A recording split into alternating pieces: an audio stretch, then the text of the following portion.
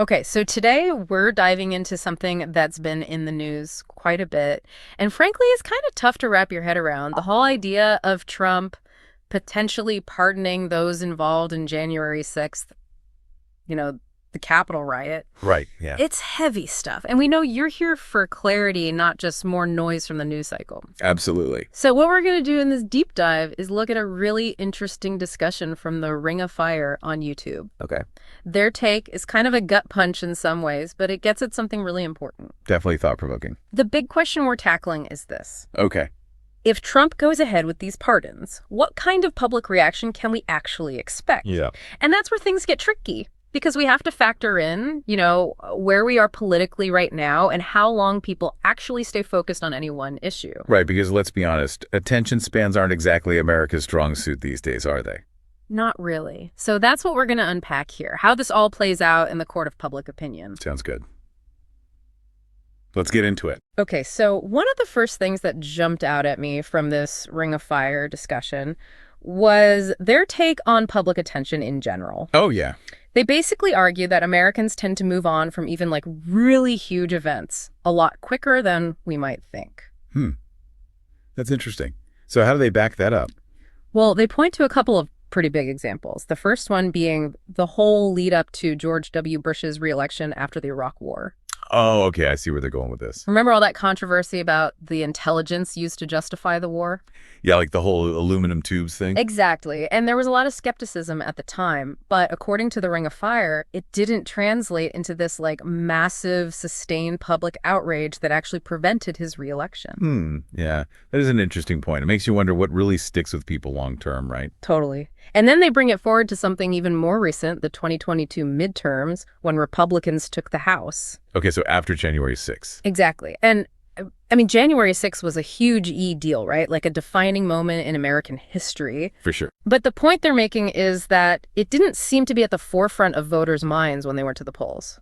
So they're saying that maybe the public had kind of already shifted its focus away from January 6th, even though it was so recent. Yeah, and it really makes you think about the psychology of it all, right? Like what makes something linger in our collective memory and what fades into the background? It's a good question.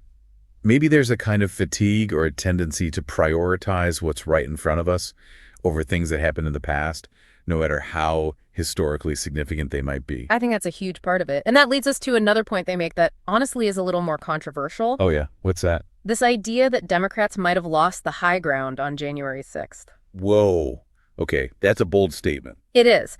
And to be clear, they're not saying January 6th wasn't a big deal or downplaying it at all. It's more about how they see the political landscape right now and how the issue is being perceived. Okay, so what are they basing that on? They point to certain actions taken by the current president, specifically some of the pardons and commutations he's granted. Huh. Interesting. So what kind of cases are we talking about here? Some pretty serious stuff. Right. They specifically call out alleged al-Qaeda terrorists, some of whom were reportedly tied to bin Laden. Okay, that's pretty major. And then there were people convicted of various fraud schemes, basically con artists. Right. Yeah. And even those judges involved in the Kids for Cash scandal, remember that? Oh, yeah. Wow. And then this is where it gets even more intense. They also mentioned folks who committed incredibly violent crimes like child rape and murder.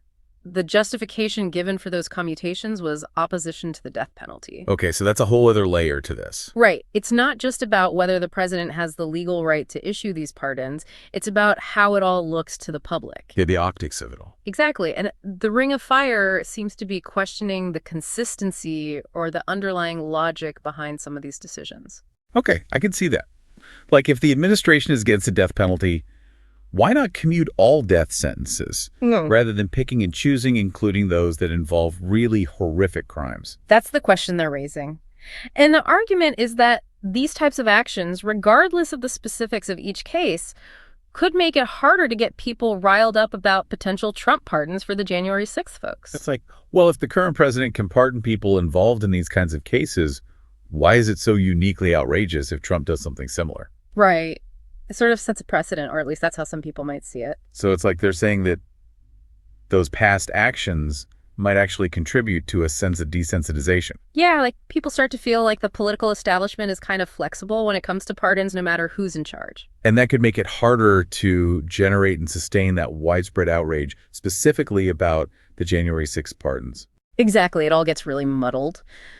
So with all that as the backdrop, this idea of maybe waning public attention and a shift in the high ground, what do they think's going to happen? Oh, what's their prediction? They think Trump is probably going to pardon a lot of people involved in January 6th. Okay, so not a huge surprise there. Right.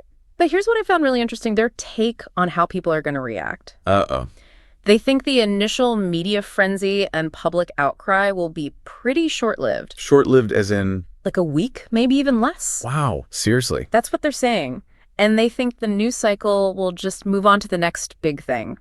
It is kind of wild to think that something as huge as pardons related to an attack on the Capitol might just fade from public consciousness so quickly. I know, right? It's almost like a little unsettling. Yeah, for sure. Yeah. So what do they think will happen long term? Like, will this issue just disappear completely? Well, they do think Democrats might try to bring it back up as we get closer to the 2026 midterms. Oh, yeah. Trying to use it to energize voters. Exactly. But their prediction is that the public will be pretty tired of hearing about it by then. Oh, wow. So they really think people will have moved on. It's a pretty pessimistic outlook, but it ties back to that whole attention span thing we were talking about. Right. And then on top of that, you have all the other stuff people are dealing with on a daily basis. Oh, absolutely. Yeah. And the Ring of Fire specifically mentions the cost of groceries. Okay. Yeah, that's something everyone feels. Right. It's that immediate economic reality that often overshadows even major political stuff. Yeah, makes sense. Yeah. It's like no matter what's happening in Washington, people still have to put food on the table. Totally. And they even bring up President Biden in all this. Oh, really? How so? They suggest that his own actions, even potential future pardon decisions, could reflect a similar understanding of how short the public's attention span is. Huh. That's interesting. And the speaker in the video even mentions Biden's long experience in politics, like he's seen these cycles of public interest firsthand. Yeah, I mean, if anyone knows how this works, it'd be him, right? Yeah. Exactly. So it's almost like they're saying this isn't a partisan thing. Okay. It's just an observation about how the public engages with politics in general. A sort of inherent limit to how long we stay focused on any one thing. I think that's what they're getting at. Yeah. So just to recap, what we've got from the Ring of Fire here is that they see public focus on January 6th fading. Sure. They think pardons from the current administration have muddied the waters a bit. Right. And they fully expect Trump to issue those pardons, but they predict the reaction will be surprisingly muted and short-lived. And overshadowed by more immediate day-to-day concerns. Exactly. And they even suggest that Biden himself might be operating with that same understanding of limited public attention. Well, that definitely gives us a lot to think about, especially this question. Yeah. In a world where the news cycle is constant and people are understandably preoccupied with their own lives, how long can we realistically expect any political event to hold the public's attention and generate outrage? It's a tough question. And an even tougher one is... What does that mean for accountability? Right, like, can there be any real consequences if people just move on? And does that impact how we understand and remember important moments in our history? It's definitely something to ponder as we all navigate this crazy political landscape. No doubt about it. Thanks for taking this deep dive with us, folks. We'll see you next time.